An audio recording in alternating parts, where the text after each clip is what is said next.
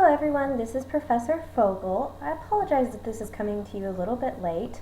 As you might have guessed from the image that is displayed, I've had some trouble with my webcam. So I wanted to talk to you all face-to-face in person, but the technology is not working for me. My computer is in the shop. So instead, you have a lovely image of a cute kitty and a puppy with an American flag to look at while you listen to my voice. So I wanted to make a couple remarks about your week 2, your Constitution assignments. Some of you did really well with this, and your grades reflect that. Some of you did okay, and some of you, I could tell, really struggled. So I wanted to offer some comments to help you all as we prepare for our midterm, which is not coming immediately, don't freak out, but is coming soon.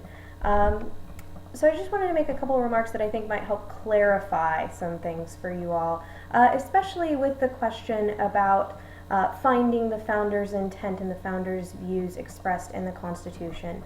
So there are a couple different places that you could go to see this, a couple different ways that you could check this out and look at it. And some of you got these and some of you meandered a bit and some of you, I think, just made some things up. So we're going to talk about a couple of the ways that you could look at this and discuss this, and hopefully this will help clarify what I was looking for and what I'll be looking for when we look at this issue again when we get to the midterm. So one of the big places that many of you did talk about, where you can see founders' intent and founders' social and economic position expressed in the Constitution, is with regard to slavery. So if you read the chapter, you probably recognize that many of our founders, many of the people at the Constitutional Convention were slaveholders. They were not a majority. There were about 19 slaveholders out of the 55 delegates. So it's not a majority, but there is still a significant number of individuals, including many of our more famous founders. Jefferson, Madison, Washington, all were Virginians. Virginia was a slave state, so they would have all had slaves in this, although Jefferson is in France right now. He's not at the Constitutional Convention, so I hope that didn't confuse you all. So when we're looking at the Constitution in regard to slavery, slavery creates a lot of problems. It creates a lot of issues. There are many Northerners and Northern states in this period that would have been perfectly fine with doing away with slavery as a whole nation. The North never relied on slavery to nearly the extent that the South did, because the North is not suitable for large plantation-style farms where you need a large amount of cheap labor. So there is a dispute here. There is an issue. Southern economic systems, the Southern founders would have relied on slave labor to run their plantations. They would have relied on slaves to continue the lifestyle to which they had become accustomed. So there's an economic side to this. Slavery equals money for the South. For the North, they don't have that economic relationship. But what we see borne out in the Constitution is a sort of compromise. You can see this in things like the 3/5 clause. You can see this in the Fugitive Slave Act that is passed immediately after that. This is promised as part of the Constitution as well. So you have here an idea that even though the North is not going to benefit necessarily economically, Southern founders, Southern Constitutional Convention attendees very much wanted to continue the system of slavery because it makes them money. It makes them money and it gives them a higher social standing. So you can find society and economic status through slavery in that way. One of the other things that I think a lot of students miss because it has changed since the time of the founding is when we're looking at the system of elections, of federal elections. So today, when you all go to vote, you have the option, depending on where we are in the voting cycle, which we'll talk about in a couple weeks, depending on where we are, you're going to have several different positions you can vote for. So you can vote for president, you can vote for senators, you can vote for House members of your district, all these sorts of things. And that's how we do it today. Today there's a popular vote for the executive branch and for the legislative branch. So today we have a lot of options to put our political opinion out into the world, if you will. At the time of the founding, things looked a little bit different. So at the time of the founding, the only office where you as a common citizen, as an everyday American, assuming that you weren't a woman or an African American or a Native American or another minority group that would have been denied the right to vote, assuming that you all could vote in their time, the only federal office that you would have been able to vote directly for would have been the House of Representatives. Senators, until the 17th Amendment is passed in the early 1900s, were elected by state legislatures. So the founders put this in as sort of a stopgap. One of the features of the Constitutional Convention is that they are sure that the Articles is not working. They know the Articles doesn't work for them anymore, that the Articles isn't strong enough, but they're also a people that is very afraid of the uneducated masses, of the average, illiterate, uneducated, poor American making bad political decisions for the nation. So you could vote for your House member, but until the early 1900s, your senator would have been selected by your state legislature. Now you do vote for your state legislature, so assumably you could hold them accountable and try to get them to select senators that you would approve of. But there's a middleman here. There's a stopgap. There's an area here where you are limited in who you get to vote for in the initial sort of setup that we had. Now that has since changed, so now you get to vote for your senators directly. But at the time of the founding, the founders were very clear that they wanted one house to be very accountable to the people. That's the House of Representatives. They're elected every 2 years.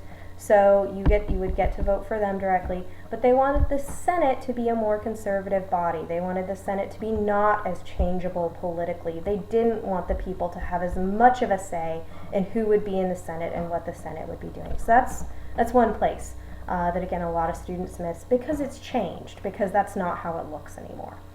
The other thing that you need to understand about the way the founders set up a system of elections is that we do have the Electoral College. So some of you may not be as aware of the Electoral College as you perhaps should be. Again, it's something we'll discuss in more detail when we talk about campaigns and elections. But the Electoral College is a group, they're still around, they still meet every presidential election cycle.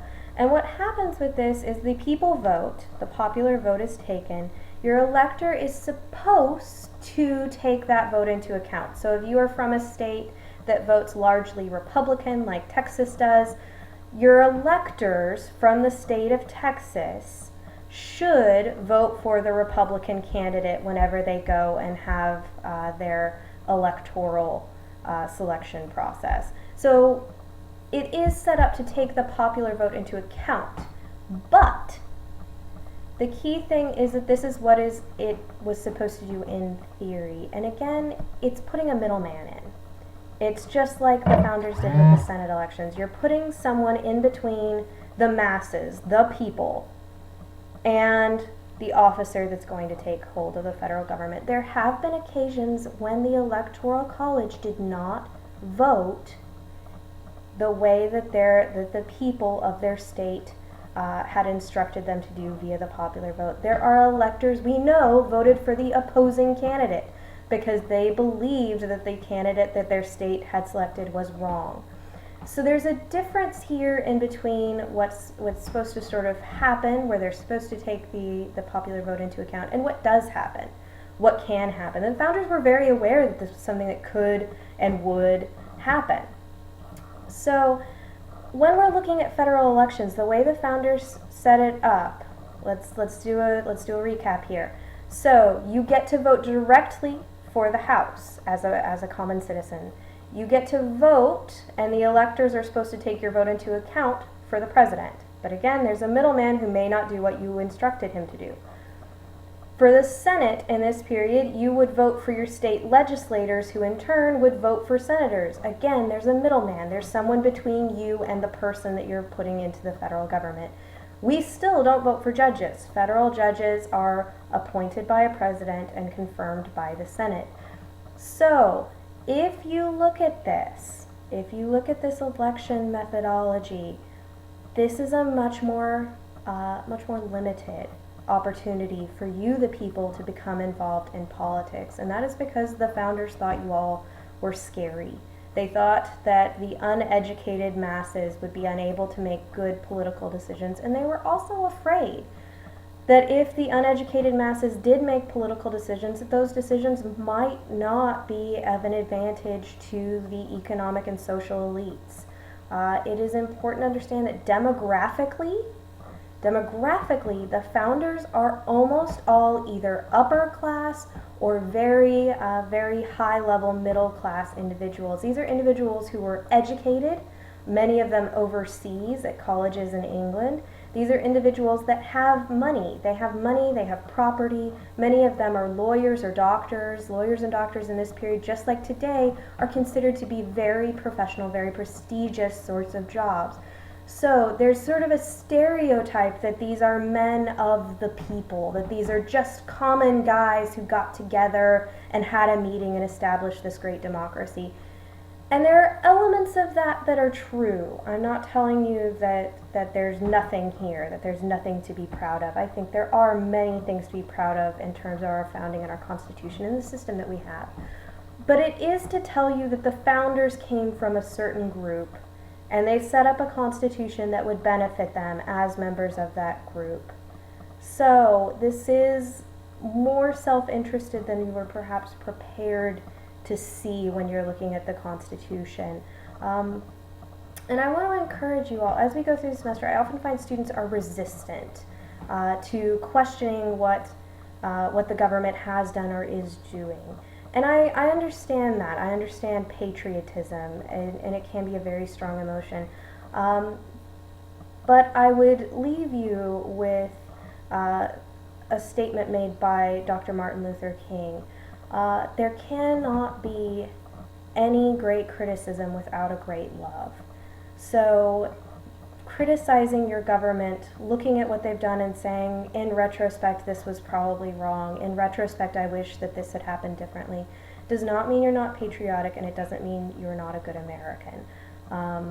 It is okay to ask these critical questions, and this is a great place to do that. There is no penalty for asking critical questions in this class. So think critically. Think about who has the power. That is the big question always in government. Who's got the power? Who's got the responsibility? Who's in charge? So as we're going through the semester, I want you to think hard about where the power is, where the job is, where is the person or the group that has the biggest responsibility in that issue, and think hard about whether that's the person or the group that you think should have that responsibility. So I will leave you with that. I'll be grading your federalism discussion boards this week, probably today or tomorrow, and I may post another video then, just depending on how the answers go. If I see any more issues that I think need to be sussed out a little bit more, then we'll do that again. But I hope you all are having a good semester and a good day. Please email me if you have questions or concerns about anything, and I will talk to you all again soon. Have a great day.